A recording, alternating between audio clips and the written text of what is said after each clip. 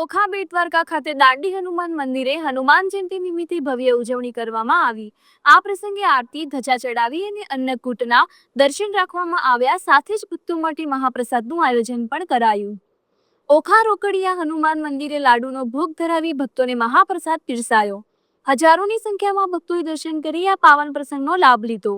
Reporter હુથીબા સુમણિયા, Okha. जय हनुमान ज्ञान गुण सागर, जय कपिसति हूँ लोक उजागर। रामदूत अतुलित बल धामा, अंजनी पुत्र पवन सुत नामा।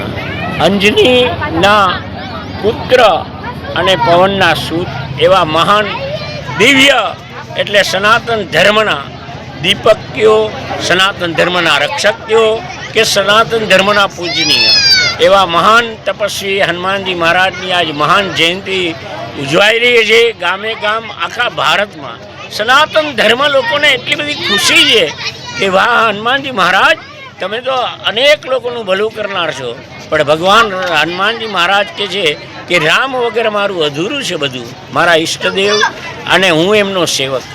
एटले આપણે ચૈત્ર માસ જોયું, પ્રથમ નવરાત્રિમાં નવદુર્ગા માં ભગવતી પધારે છે, પછી ભગવાન શ્રી રામનવમી એટલે રામજી પધારે છે અને આજે હનુમાનજી।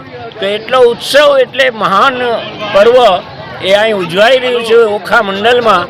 ત્યારે આપણે જોઈ રહ્યા છીએ કે અહીંયા રોકડિયા હનુમાનજી મહારાજમાં આપણે ઓથીબા સુમણિયા, વિજયસિંહ, કારુભાઈ તેમજ આ પૂજારી સહિત અનેક કાર્યકરો અહીંયા મારી બાજુમાં ઊભા જ છે।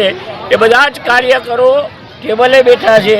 બધા જ કાર્યકરો મહાન કાર્ય ઉજવી અને લોકોને મહાપ્રસાદ આપી રહ્યા છે। લોકો પણ હરખથી પ્રસાદ ગ્રહણ કરી અને ધન્યતા અનુભવે છે કે પ્રભુ સદાય સદાય ભારત પર દેશ ઉપર આવેલા સંકટનો નાશ કરી। શાસ્ત્રીજી, મેં વાત સાંભળી છે કે અત્યારે જે આપણે રોકડિયા હનુમાનજી મહારાજનું જે મંદિર છે ત્યાં તેમની કોઈ પણ માનતા કરો તાત્કાલિક ધોરણે તો રોકડું તેમનો હિસાબ મળે છે। हाँ એટલે રોકડિયા છે, કારણ કે અહીંયા સ્વયંભૂ આ તો બજાર લાઈન છે હોતીબા, પણ અહીંયા બજાર લાઈનમાં સ્વયંભૂ હનુમાનજી પ્રગટ થયા અને એક મહાન સાધુને તપસ્યામાં દેખાણા કે મને અહીંથી બહાર કાઢવો, એટલે જ હનુમાનજીનું મંદિર ઊંડું છે ભૂઈરામાં અને એમાંથી પછી ભગવાનને પ્રગટ કરી બહાર કાઢી અને સમસ્ત ગામના અગ્રણીઓ ભેગા થઈ અને અહીંયા પ્રાણ પ્રતિષ્ઠા કરી।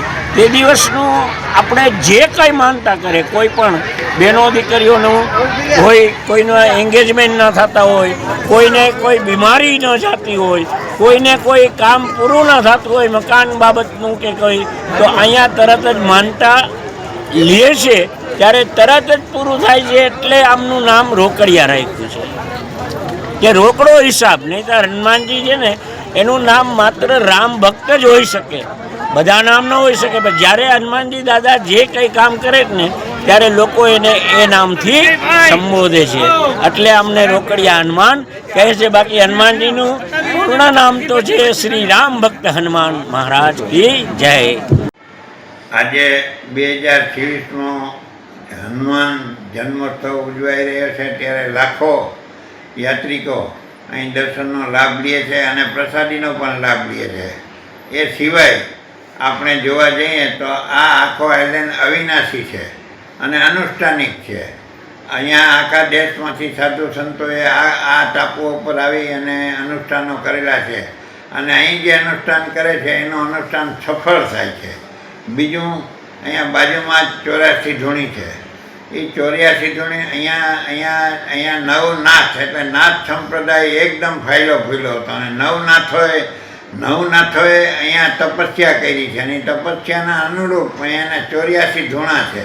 પછી એ ધૂણાનો નાશ ન થઈ જાય એટલે મેં પોતે પરસોત્તમ દાસજી મહારાજને વિનંતી કરી કે મહારાજ આ એક ઐતિહાસિક સ્થળ છે, ભલે નાથોનું હોય, નાથ સંપ્રદાયનું હોય, તમારે ઉદાસીનનું ન હોય તો કાંઈ નહીં, પણ આ નાશ થાય એ તો આપણા ધર્મનો જ નાશ થશે ને, એટલે એ ન થાય માટે હું તમને વિનંતી કરું છું આપણા જેવા જો સુપાત્ર સાધુ, પવિત્ર સાધુ અહીંયા બેસશે તો સારું થશે। પછી પરસોત્તમ દાસજી આ 84 ધૂણી પર બેઠા અને એણે આ 84 ધૂણીનો વિકાસ કર્યો, પછી દિલ્હી મહામંડલેશ્વર થઈને ગયા। આમ જોવા જઈએ તો અમારા પાણે પાણે બેટના પાણે પાણે ચમત્કાર અને પવિત્ર ઠાંસી ઠાંસીને ભરેલી પડી છે કે જેનો આપણે વાત કરવા જઈએ તો એને તો ખૂબ ખૂબ દિવસો જાય તોય વાતો પૂરી ન થાય એવી બધી વાતો છે. જુઓ, અમારે અહીંયા એક મોટામાં મોટો ઇતિહાસ થઈ ગયો સુણી મ્યા. અહીંયા અમારે એક છે ટાપુ, એને સુણી મેવાલ કહે છે. એ શું કામ કહે છે કે અહીંયા પેલે અમારું જ વાઢેરોનું જ રાજ હતું અને એ દરમિયાન અહીંયા જટ કબીલો રહેતો હતો. એ જટ કબીલામાં અંદરો અંદર જ સુનીને ને મહિવાલને પ્રેમ થઈ ગયો.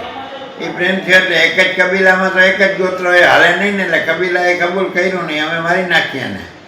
એટલે પછી મારવા કરતાં કે આપણે રાજાને મળીએ. એટલે અમારા જે વડીલો હતા એને મળ્યા ને એને કહ્યું કે અમારો માનતા નથી ને આ પરિવારની અને બધાની ધર્મની વિરુદ્ધ જાય છે.